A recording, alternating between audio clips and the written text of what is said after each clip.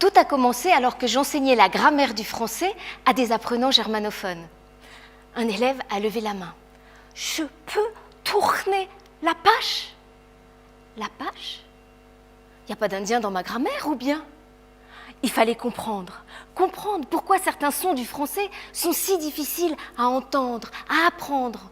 Comprendre pourquoi le « on » et le « je » restent incompris et mal prononcés, même par des apprenants avancés. C'est ainsi que cette thèse est née. Depuis la salle de classe, expérimentée en salle de classe, avec 150 élèves et 7 enseignantes, et j'espère un jour utile en salle de classe. Ma thèse a 2 objectifs. Un, psycholinguistique. Mieux comprendre comment les sons de la langue étrangère influencent l'apprentissage du vocabulaire. 2, didactique et pédagogique. Mieux cerner comment les enseigner. Ces sons difficiles, comme le « je », sont des phonèmes. Ils permettent de séparer le sens de « sage » et « sache », de « mage » et « mâche ». Les apprenants qui ne possèdent pas ces phonèmes dans leur langue maternelle les entendent comme dans un brouillard. C'est la charge cognitive. Le cerveau peine à identifier ce qui est dit. J'ai entendu sache ou sache ? J'ai entendu la plus belle ou la poubelle ?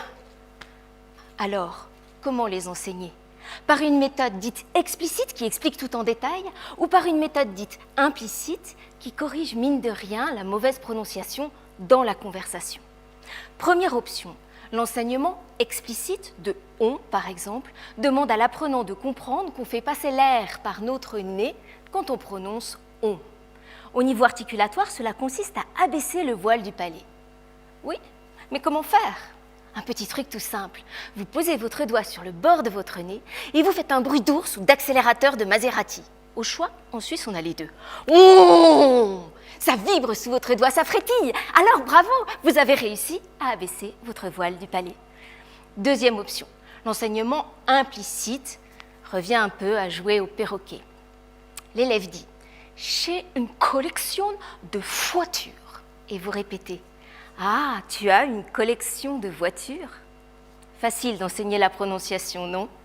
Alors, après tous ces efforts, les élèves pourront dire, sans effort, si on veut libérer l'oiseau de sa cage, sans retourner à la case départ et qu'il se cache, il s'agit d'ouvrir la cage sans faire de casse, pour que l'oiseau vole libre.